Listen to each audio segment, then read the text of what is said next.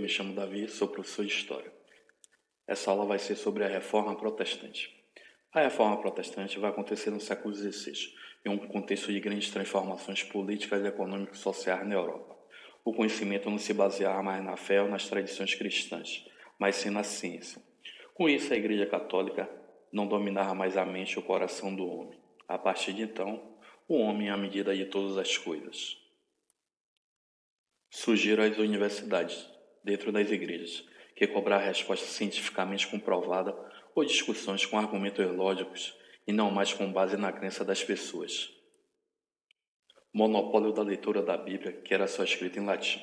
Para a Igreja Católica, a Bíblia só poderia ser lida por sacerdotes, mas para os protestantes, eles defendiam que a tradução e a leitura da Bíblia deveria ser para todos.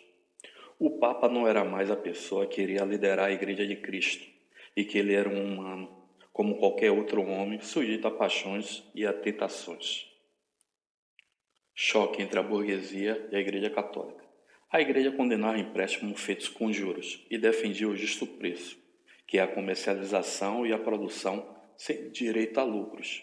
Isso para a burguesia era um entrave para a economia e o comércio se desenvolverem livremente. Corrupção da Igreja Católica.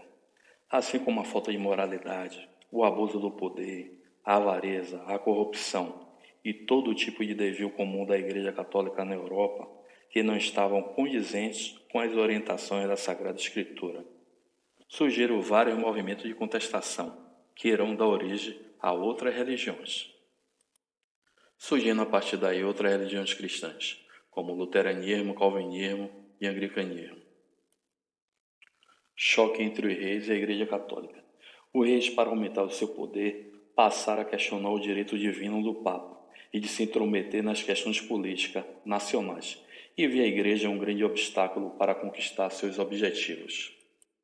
Simonia, tráfico de coisas sagradas, venda de cargos eclesiásticos, venda de bens espirituais, comércio de relíquias. Vou dar um exemplo para vocês entenderem melhor.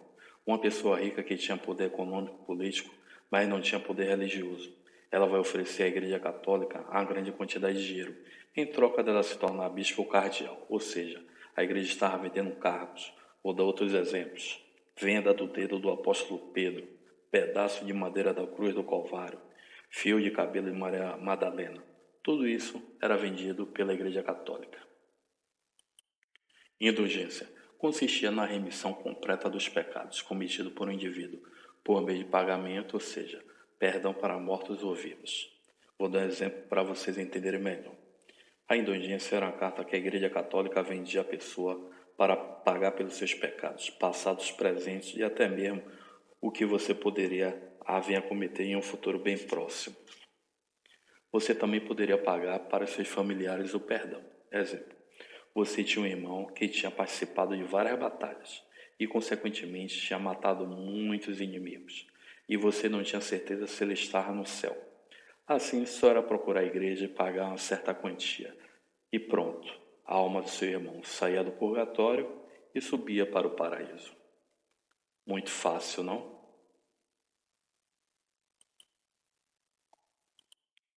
Martinho Lutero, devido à alta corrupção da Igreja Católica, vai surgir dentro da própria Igreja um professor de teologia, monge agostiniano alemão, chamado de Martinho Lutero. Lutero vai fazer várias críticas ao clero e à corrupção da Igreja através das 95 teses, onde ele prega na porta da Catedral de Wittenberg. Foram 95 frases ao todo que ficaram conhecidas como as 95 teses. Princípios básicos do luteranismo. Fé como única fonte de salvação. Tradução da Bíblia para o alemão. A Bíblia deve ser interpretada de acordo com a capacidade intelectual do homem. Eliminação de santos e imagens. Fim do celibato para sacerdotes. Não seguimento da autoridade papal. 2 sacramentos, batismo e eucaristia. Submissão da Igreja ao Estado. O Papa Leão X redigiu a bula papal, na qual condenava Lutero e exigia a sua retratação, o que não obteve êxito. Assim a Igreja declarou Lutero herege. Lutero foi então protegido pelos príncipes alemães e vai traduzir a Bíblia para o alemão. Reforma Calvinista. Movimento religioso protestante iniciado por um francês, chamado de João Calvino. Calvino foi seguidor de Lutero e se baseou nas 95 teses de Lutero para desenvolver suas ideias e criar uma nova religião chamada de calvinista. Devido suas ideias entrarem em choque com a Igreja Católica, João Calvino foi perseguido, sendo obrigado a fugir para a Suíça. Ficou na cidade de Genebra, onde havia liberdade religiosa. Assim, Calvino conseguiu influenciar a moral religiosa e politicamente toda a cidade. Teoria da predestinação. Segundo João Calvino, o homem já nasce salvo ou condenado, ou seja, teoria da predestinação.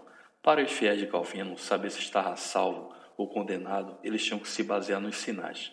Exemplo, uma pessoa próspera e bem-sucedida profissionalmente demonstrava que ela estava salva. Outro exemplo, uma pessoa muito pobre, mas que através da sua determinação trabalhou muito e conseguiu sair da linha de pobreza e se tornou uma pessoa próspera, esse também era um sinal da salvação. Uma pessoa que nasceu em berço de ouro e herdou toda a riqueza de seus pais, esse não era sinal da salvação, pois ele não fez por merecer essa riqueza. Aquele que não prosperasse indicava que não estava predestinado à salvação.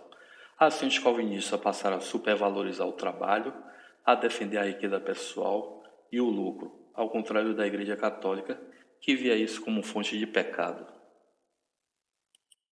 Os calvinistas ficaram denominados como huguenotes na França, puritanos na Inglaterra, presbiteriano na Escócia e protestante na Holanda.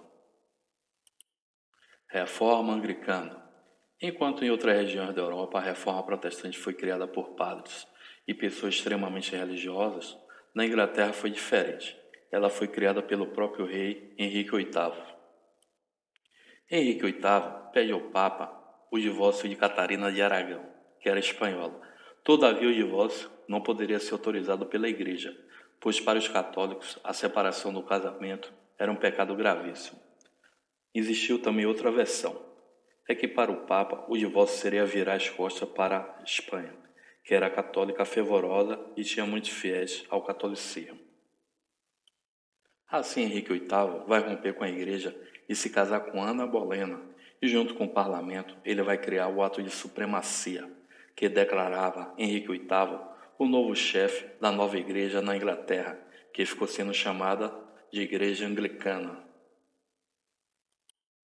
Consequências. Terras e bens que pertenciam à Igreja Católica na Inglaterra foram confiscados pelo próprio rei Henrique VIII. Assim, a Igreja Católica perdeu fiéis para a Igreja de Lutero, de Calvino e praticamente a Inglaterra toda.